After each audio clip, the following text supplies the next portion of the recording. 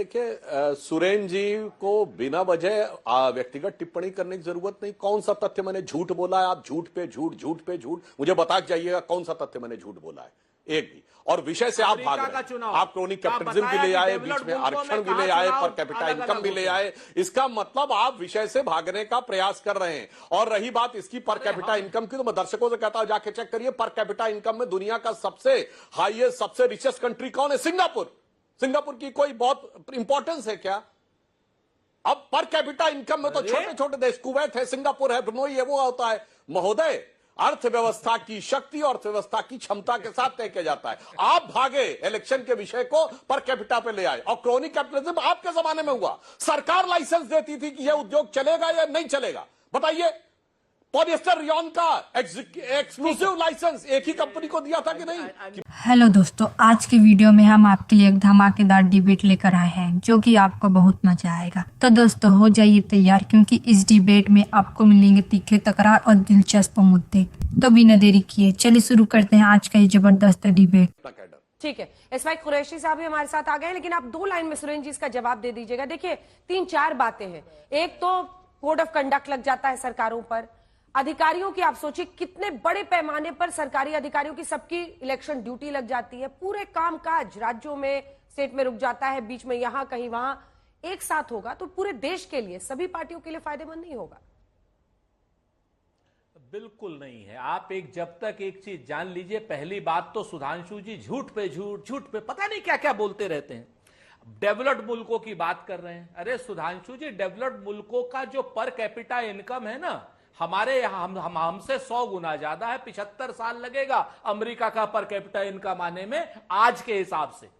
तब 75 साल बाद क्या आ जाएगा? दूसरी रही बात, अमेरिका में राष्ट्रपति का चुनाव होता है, लेकिन जो नीचे की स्टेट्स के और वो चुनाव है वो अपना अलग अलग होते हैं। आपको फेडरल सिस्टम आपको मालूम होगा, आप तो विद्वान प्रवक्ता हैं। मैं एक राज्य नहीं, मैं आपको एक देश नहीं, सैकड़ों देश गिना दूंगा डेवलप्ड मुल्कों में भी। सिर्फ आप चूंकि देश के सरकार, आपको मलोनी से ही मतलब होता है, पुतिन से ही मतलब होता है, इसके अलावा तो आपको मतलब होता नहीं राज्यों के चुनाव से। वहां से मैं आपको फिर से, आप जान लीजिए कि केरल की पर कैपिटल इनकम अलग, उत्तर प्रदेश की पर कैपिटल इनकम अलग। ये तो आप एक कर नहीं पा रहे हो। एक देश एक चुनाव की आप सिगुफे छोड़ रहे हो। एक बार जरा वन नेशन वन हेल्थ कर दीजिए, वन नेशन में सबको समान शिक्षा का अधिकार कर दीजिए, पर कैपिटल इनकम सबकी एक कर दीजिए। निश्चित तौर पर दुनिया आपके साथ चलेगी, तो हम क्यों नहीं चलेंगे? लेकिन आज की डेट में आप डिस्पैरिटी बढ़ा रहे हैं। आप चाहते हैं कि सिर्फ क्रॉनिक कैपिटलिस्टों के साथ में सारे के सारे राज्यों के संसाधन का कब्जा हो जाए। वो हम नहीं होने देंगे।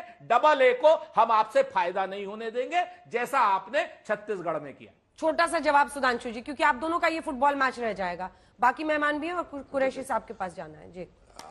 देखिए सुरेन जी को बिना वजह व्यक्तिगत टिप्पणी करने की जरूरत नहीं। कौन सा तथ्य मैंने झूठ बोला है? आप झूठ पे झूठ, झूठ पे झूठ मुझे बता के जाइएगा कौन सा तथ्य मैंने झूठ बोला है, एक भी। और विषय से आप भाग रहे हैं। आप क्रोनिक कैपिटलिज्म भी ले आए, बीच में आरक्षण भी ले आए, पर कैपिटा इनकम भी ले आए। इसका मतलब आप विषय से भागने का प्रयास कर रहे हैं। और रही बात इसकी पर कैपिटा इनकम की, तो मैं दर्शकों से कहता हूं जाके चेक करिए पर कैपिटा इनकम में दुनिया का सबसे हाईएस्ट, सबसे रिचेस्ट कंट्री कौन है? सिंगापुर।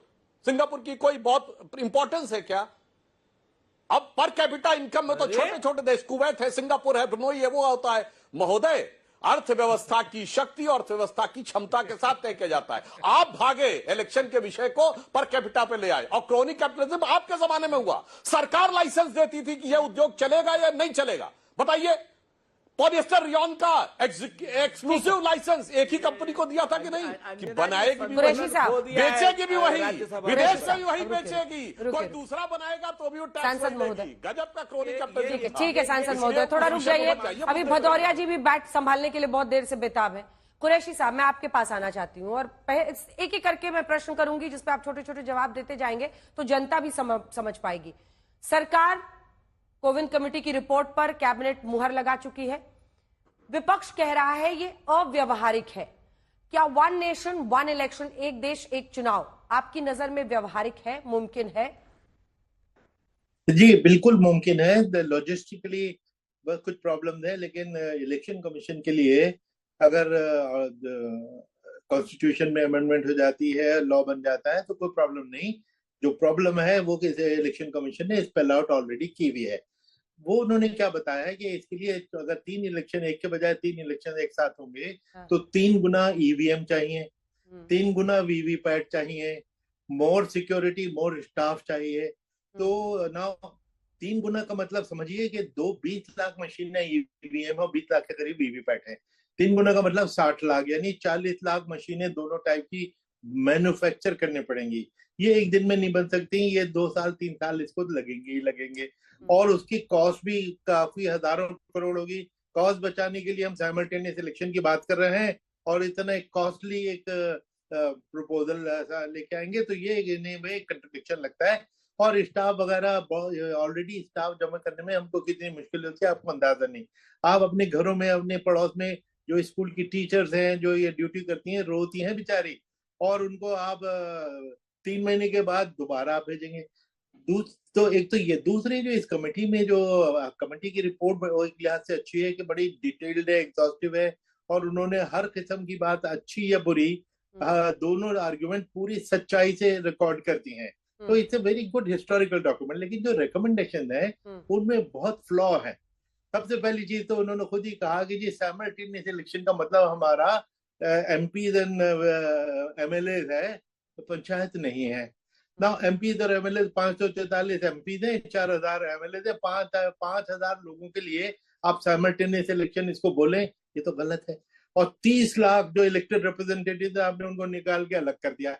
फिर दूसरा इनके रिकमेंडेशन जो अगेन अजीब सी है कि 100 डेज के बाद इलेक्शन होगा। 100 डेज के बाद election is not simultaneous election, it's a new election, different election, totally new बंदोबस्त। हर चीज दोबारा रिपीट होगी। और पर्टिकुलरली इस पर जबकि सारा स्टाफ अभी बड़े इलेक्शन करके 1.5 करोड़ लोग थके हुए, उनकी थकन भी नहीं उतरी होगी, आप दोबारा उनको इलेक्शन के लिए भेजेंगे, ये भी सोचिए। तीसरी रिकमेंडेशन में जो इनके एक फ्लॉ है कि साहब अगर कोई विधानसभा गिर जाती है तो वो इलेक्शन तो होगा, तो फिर साइमल्टेनियस इलेक्शन कहा गया, लेकिन वो सिर्फ रिमाइंडर ऑफ द टर्म के लिए होगा। उसमें भी मैं समझता हूँ एक आपत्ति है कि अब आदमी करोड़ों रुपए खर्च करता है 5 साल के इलेक्शन के लिए, या करोड़ों खर्च करेगा 1.5 साल, 2 साल और 2.5 साल के तो कुरैशी साहब जी, तो इस नजरिए से तो फिर मुमकिन ही नहीं है, क्योंकि ये एक परेशानी तो हमेशा रहेगी। इसी वजह से तो इससे पहले 1952 से 67 तक 4 लोकसभा और सभी विधानसभा चुनाव एक साथ ही हुए थे। वो तो ऐसा ही हुआ कि जब सरकारें गिरी, इधर उधर हुई, बीच में इलेक्शंस हुए, तब सब कुछ आगे पीछे हो गया। तब तो ये मुमकिन ही नहीं हो पाएगा, तब तो ये पॉसिबल ही नहीं है। फिर कैसे व्यवहारिक है?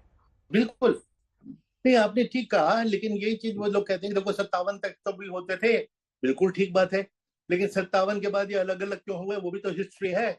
वही चीज फिर होगी, विधानसभाएं तो फिर गिरेंगी, सरकारें तो फिर गिरेंगी, फिर क्या करेंगे? सपोज 6 महीने में सरकार गिर गई, 4.5 साल तक आप क्या करेंगे? तो वो समस्या तो फिर आ जाएगी। इसलिए इसके से नुकसान ज्यादा है, फायदे कम है।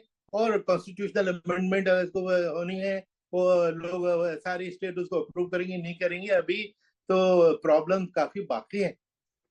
तो आपकी नजर में यथास्थिति रहनी चाहिए, पहल ना हो? नहीं, मेरे नजर में, बल्कि मैंने कहा, एक दफा मैंने पटना पूना में एक सेमिनार अटेंड किया जहाँ 5000 यूथ पार्लियामेंट थी।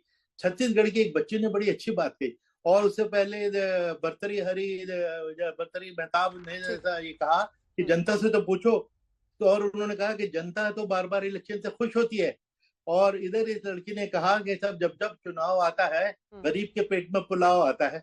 अब 60,000 करोड़ पिछले इलेक्शन में खर्च हुआ था, इस बार 1 लाख करोड़ हुआ।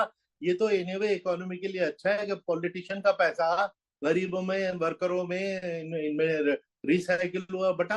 तो इसलिए, और एक चीज मैं बता दूं, ये एक बड़ा मिथ फैलाया जाता है कि बिकॉज ऑफ मॉडल कोड सारा काम ठप हो जाता है। आप प्लीज मॉडल कोड डाउनलोड करके देख लीजिए, उसमें सिर्फ एक चीज लिखी हुई है, कोई नई स्कीम आप अनाउंस नहीं कर सकते। आप 4 साल 11 महीने पावर में रहते हैं, आपको वो नई स्कीमें नहीं सूझती।